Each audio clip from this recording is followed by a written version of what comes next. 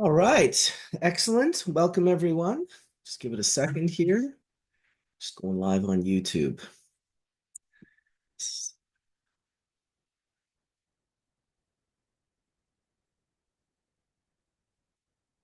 All right, everybody. It looks like we're going live. There we are. Excellent. Shout out to everyone who's in the chat room watching right now. We are about to start up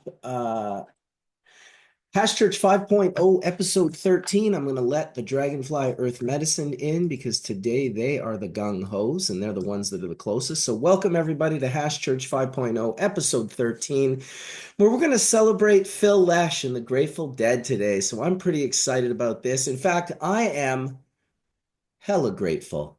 Hella grateful for the opportunity. Not going to lie. Not going to lie. How you guys doing, Dragonfly Earth Medicine? Josh and Kelly in the house. We're doing well. Thank you so much, Marcus. How are you feeling today? I'm feeling okay. It was my 29th wedding anniversary yesterday, so I celebrated that with my beautiful wife. We had a really nice time and just you got to celebrate the times as they roll up, these milestones in our lives. In fact, it's why I was trying to make myself look nice and shave for my wife, and I shredded my face, which proceeded to bleed for about a half an hour straight. I was just standing there dabbing out my face. And so that's why I'm going to have these little cuts on my chin today. So I want to welcome Brian, who's popping into the room here. He's just looks like he's figuring some things out right now. Don't worry, logistically, I do the same thing every time I get on this program. I got to push the record button and then I got to make sure we're live and then it's a lot. So let me know if I can walk you through anything, Brian, if you need to get lit up on audio or whatever. There's also a chat mechanism on the bottom screen. So if you click that little chat button, it'll open up on the right side. And that way, if you have no audio and you still need to talk to me and send a message, you can do so through there. You can also send me a message through the box that you, Mark Scaldone, and myself have going if you need to pass on any. We'll walk you through it either way. I think we got Wade popping in right now. Yes, yes. I always look forward to Wade's camera turning on and Can then you hear us, showing. Marcus? We're trying I the new can, microphone. yeah, Okay, no, you guys are great. I can hear thank you you. as always. So wonderful. Good to see you, Dragonfly Earth Medicine in the house. Couple of deadheads, eh? Oh, there we You go. know, We got Brian now, and there's Wade.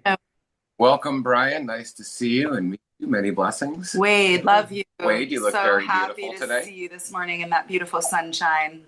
Yeah, dude.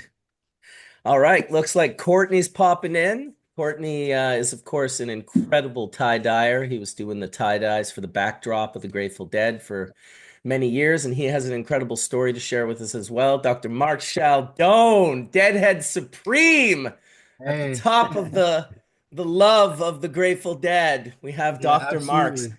Someone said in Well, chat today, I love the Grateful Dead 1/16th as much as Mark Scaldone, and that's a fucking lot.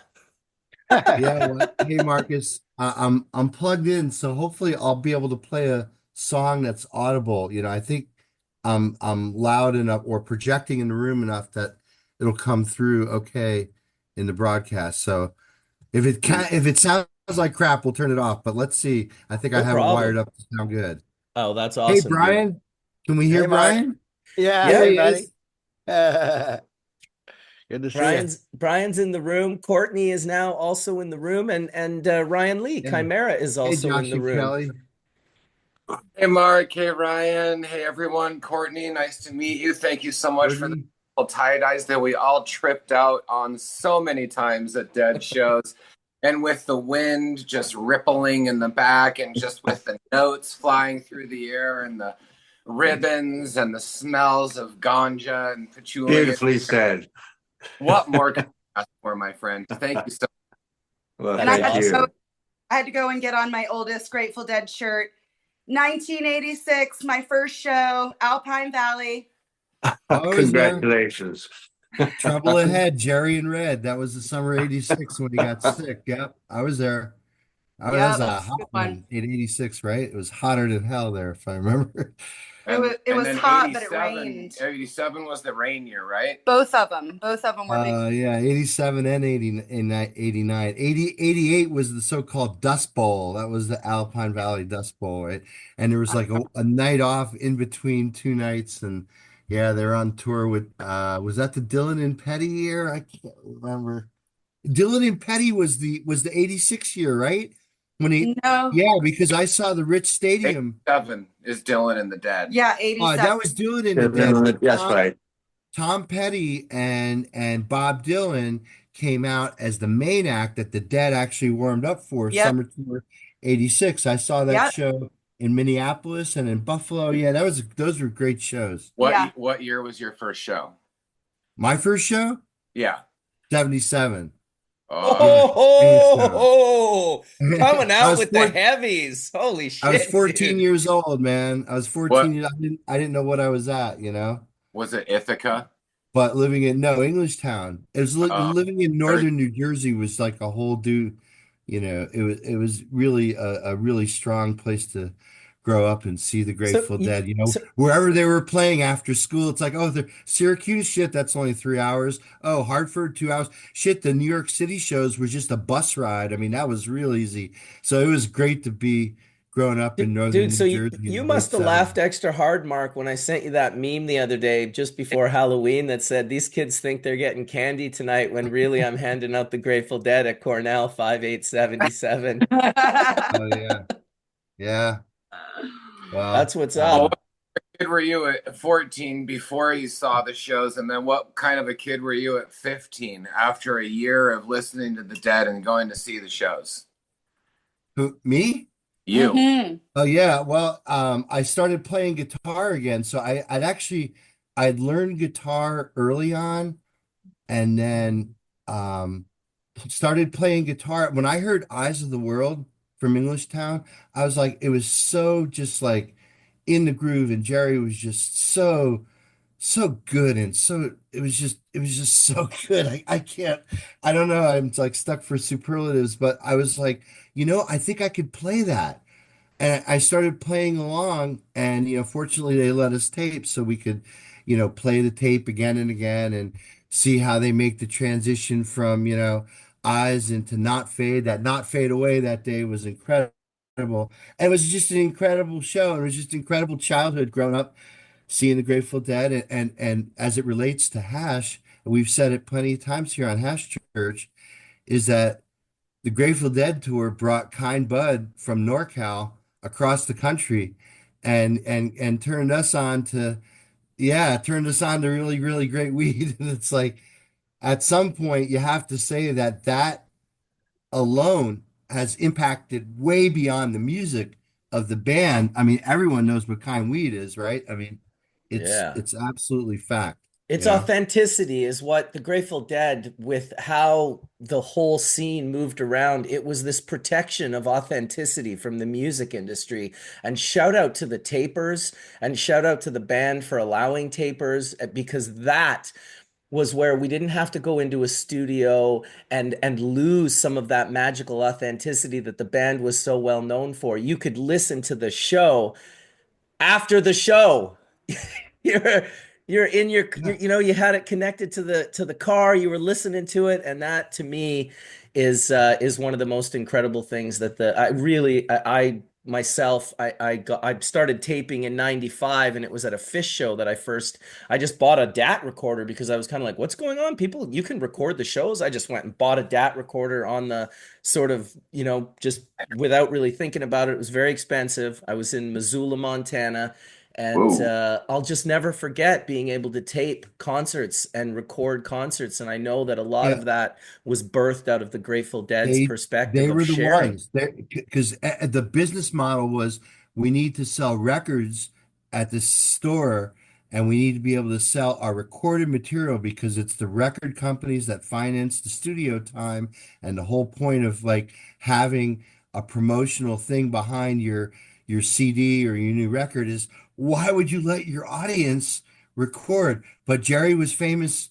in saying that, when we're done with it, they can have it, take it home with it and trade. That's so And good. they were cool unless you try to do it as a commercial enterprise. And there were people who tried, basically creating commercial bootlegs that you can like buy at stores, and that was always frowned upon.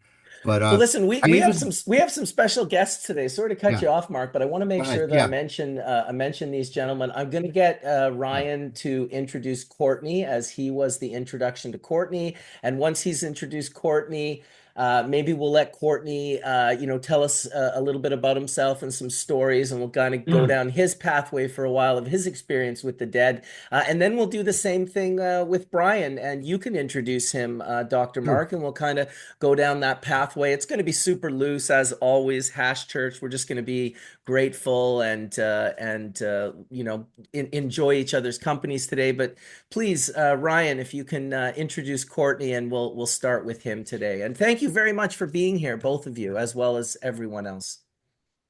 Pleasure. Yeah, it's such a pleasure for me to introduce Courtney. I was working up the coast of British Columbia, like 2017, with a company that was trying to get a project off the ground there. And I'd go into this restaurant bar and have dinner at nights. And Courtney was always sitting in town, at the bar with like the most beautiful women in town, quite young. And it was just like, who is this guy? And one night we sat down and just started chatting. We were sitting next to each other, and he's from the same region of England as my mother is, and he's very intelligent gentleman and super kind, and he just started telling me stories, and I was asking questions. And anyhow, I'm just going to leave him with you guys today. I've got other stuff going on, so I'll try to listen in and watch along. But I know I can't leave him in better hands, and he's got some incredible stories, and I think that you should know about his life and his journey from England to the West Coast and beyond. And yeah, Courtney Pollock, everyone, please check Thank out you, his website. Ryan. Courtney Tie Dye. If you search Courtney Tie Dye, you can find his website. Go check it out. Buy some shirts or some mandalas or whatever, and you'll be really happy to have something that is from the same kind of collection and master hands as the guy that made all the tie dye for the dead. So, without further ado, this is Courtney. Thank you, Ryan. Hello. Okay, I'm on. Well, that was a lovely introduction, and I love Brian's backdrop. That's like, ooh, that's my favorite thing. Yeah, so I came onto the scene. Well, it was '68. I left England and went to New York and started a boutique in Greenwich Village, which was the first of its kind on the West. Well, anywhere in the United States, I think. Having lived in London and just across the river from where Carnaby Street was situated. Am I coming through all right? Absolutely. We can hear Okay. and see you perfect. Oh, thank you. So I started this boutique, and that was where I first saw a tie-dye come in. This lady came into the store, gorgeous woman, oh my God, young woman. And she had a bed sheet that was tie-dyed, and it was pulled over her head, and it was concentric rings of dye. And so I thought, how would I make concentric rings? In never having considered anything like this before. And I went, well, you fold it in half into quarters, into eighths, and then you got this thing like you're making a paper airplane. And then you can divide all these sections off, and then you've got all of these little cells that you can do stuff in, and apply your color. My whole method of the tie-dye was conceived in a millisecond. It was just like a download, bang, and it was quite a long time later before I was able to play with it, get dyes and cloth and play with it. But from the very first, it came out like it is now. I've just refined it a bit. Nothing's really changed all of these over half a century. But anyway, so I came across from the East Coast to San Francisco area in the mid '70s, and there was this little place, a little kiosk, really, on the Haight, right opposite the park there, um, and it was accommodation finders. So I went in there and I said, "Yes, I'm looking for accommodation. You know, I just left this 500-acre farm in Vermont. You know, a little kind of a small commune with friends, and so I'm looking for something to rent. You know, rolling green hills." And they said, "Oh, yeah, right, man. We'll find you a place to crash for the night in the city." And, you know, with 12 other people in a room. And they said, "We're just about getting people off the street." And they said, "Yeah, you want to live in Marin County where all the rich dope dealers and rock and rollers live." And I said, "Oh, yes, that sounds just perfect. Thank you." And they're laughing. And this guy says, "I'm on the phone to this guy from Marin. He just called in right now." And he gave me the phone. And this guy wanted to share his house in Nicasio Valley Road in Marin County, which is across the Golden Gate Bridge from San Francisco. And it's a garden county back then. It was just beautiful, rolling green hills and little hamlets and one traffic light in the entire county. And anyway, I went out to this place, and it was one side was rolling green hills and the other side was redwoods trees and a lot of old growth. And we pull up through the redwoods, and there's this stone cottage.